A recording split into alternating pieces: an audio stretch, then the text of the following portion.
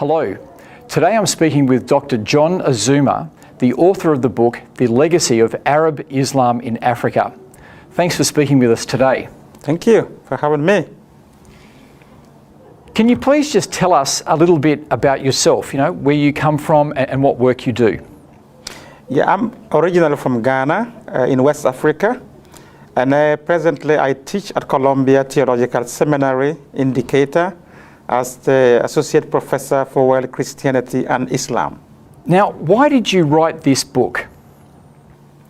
Well, first of all, I wrote the book. It's a publication of my doctoral thesis, which I did in the University of Birmingham, UK.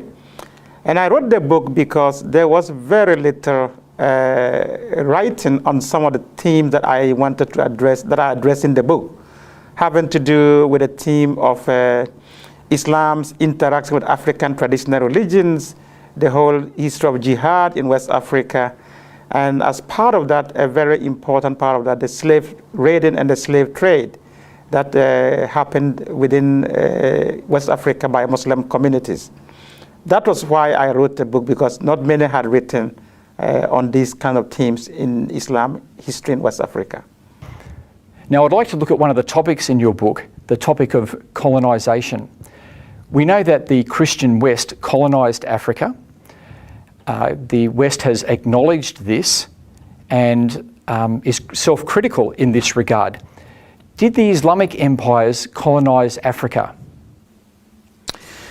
Well, yes, there was a lot of activities on the part of Muslims in Africa, especially in West Africa. What happened there was not necessarily outside colonization, but there was a form of colonization in the sense that the dominant Islamic tribes conquered weaker tribes and imposed Islamic rule over them. And therefore, there was some kind of internal colonization going on. The Fulani in West Africa in particular were very much in the habit of conquering and imposing Islamic rule on other tribes. So that was a form of internal colonization, yes. What about with the Arab conquest of North Africa? Was that a form of colonization? Absolutely. That the Arab conquest of North Africa was a form of colonization that took place in the 7th century when Arab Muslims burst out of Saudi Arabia and conquered Egypt and went on to conquer the whole of North Africa. There were a lot of Berber tribes there. The Egyptian Copts were the original indigenous of the land, as well as the Berbers. And they were all conquered and Islamized and Arabized. That was also a form of colonization, definitely. Now, do Muslims today acknowledge this? Are they self-critical about this? Not to the extent that the West has become very critical. In fact, many Muslims don't even admit that there was any form of colonization. Even though if you talk to the Berbers, and let's be also aware that many of the Berbers have become Muslim, the Berbers will tell you they have been colonized. There's been Arab imperialism. The same thing in Egypt. The Copts know that they are the original, the indigenous of the place. They feel like they have been colonized. The same thing will happen we talk to Sudanese. They will tell you that Sudan was colonized by Arab Muslim invaders. So yes, they will not admit it, but there is that kind of history there. Okay, thanks for that. I want to move on to the topic of slavery now. Did the Muslim empires practice slavery? Absolutely. Slavery was a very important part of Islamic expansion in West Africa, and in fact in the Sudan, and from the very earliest period of Islamic penetration into Africa.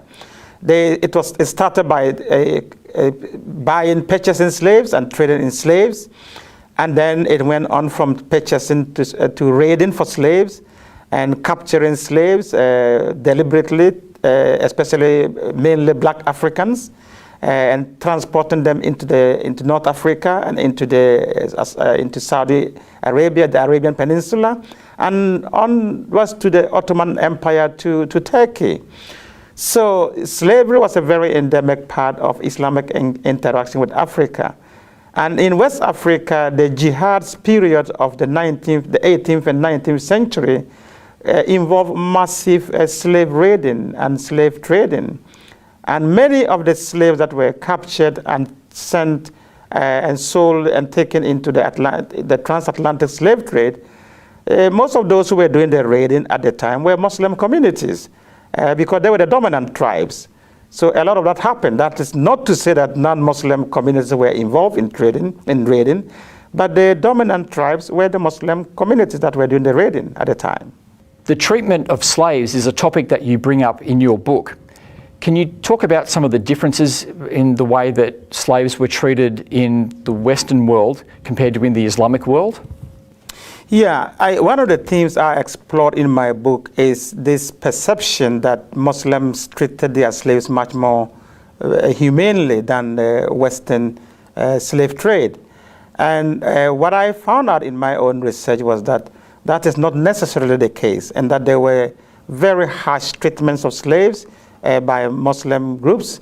It was just a done deal at the time. And one of the key differences I looked at in my book whereas slaves taken to the West were able to marry and reproduce and have their families, and you can still find large populations of African Americans today in North America and in the Caribbean. You go to the Islamic world and you find very few black remnants of the slave trade, which was very massive. And one of the reasons is that many of the male black slaves taken into the Islamic world were castrated as eunuchs, which meant that they could not, of course, reproduce. And the other factor is that many of the women were taken as concubines by their slave masters, and they gave birth to mixed races, and they were very much absorbed into the society. So you don't have black slave descendants in the Muslim world as you would in North America, and part of the reason is the castration and the way the slaves were treated. Did the Islamic world abolish slavery? Slavery persisted in Islamic countries far, far longer than it did in the West. The West abolished slavery long before the Islamic countries ever abolished slavery. And they did so under a lot of pressure from colonial governments and from Western governments and from all kinds of activist groups. And in fact, the Saudi Arabia, for instance, abolished slavery in 1961 or 1960 thereabout, whereas Mauritania abolished slavery in 1981.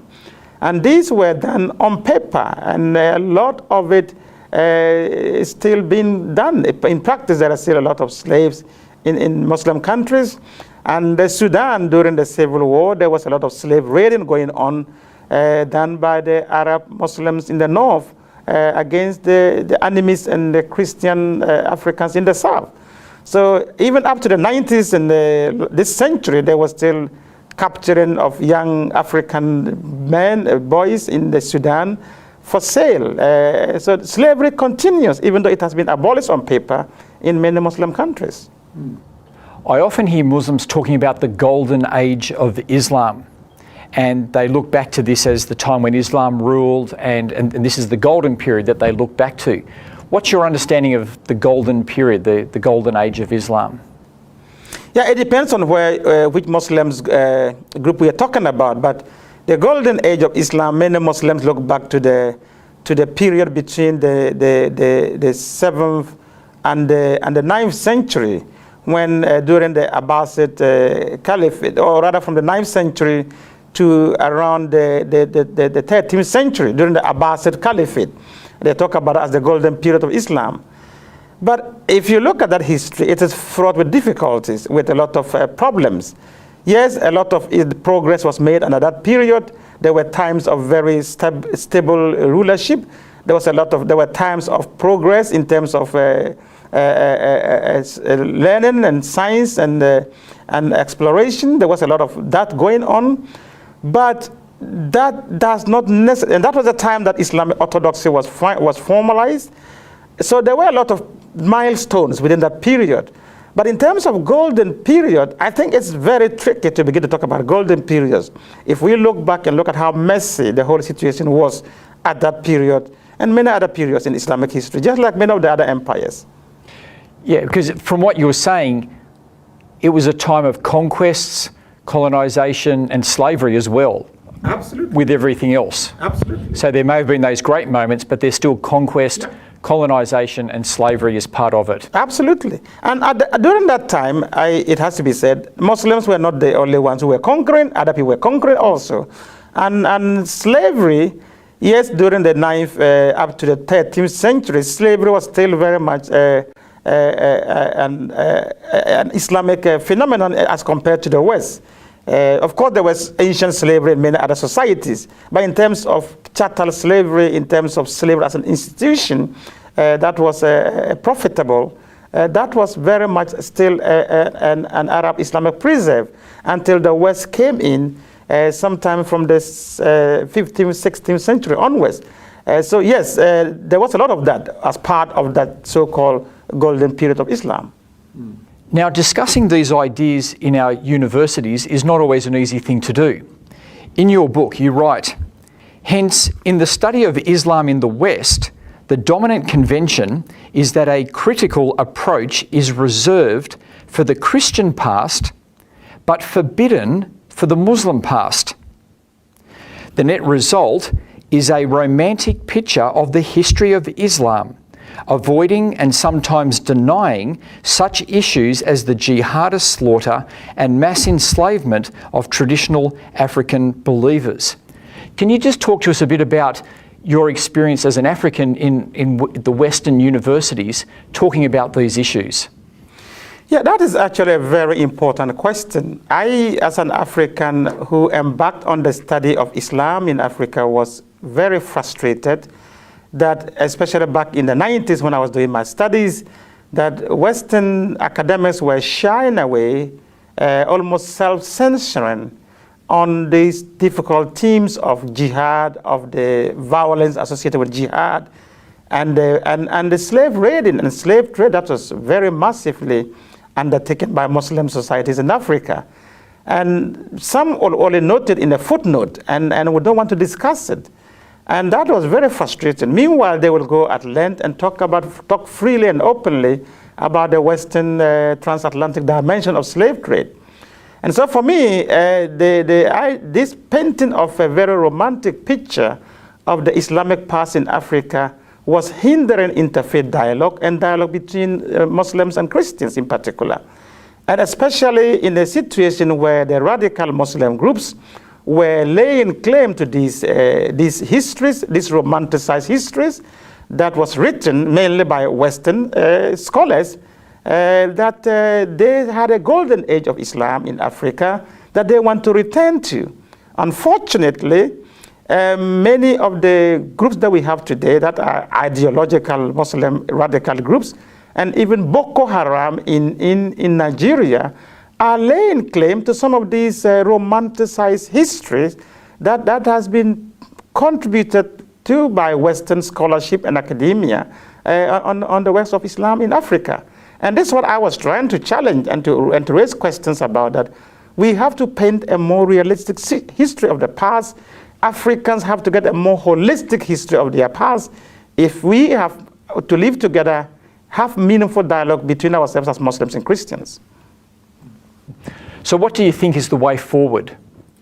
Yeah, as I explored in my book, the reason why I wrote this book was not to be polemical against Islam or anything of that sort. It was simply to say to African Muslims, my co-Africans, fellow Africans, that look, both on the Islamic and Christian fronts and on the past, we have difficult histories with the way these traditions interact with Africa. So we need to take both histories critically. We need to study the histories critically instead of denial and romanticizing one history.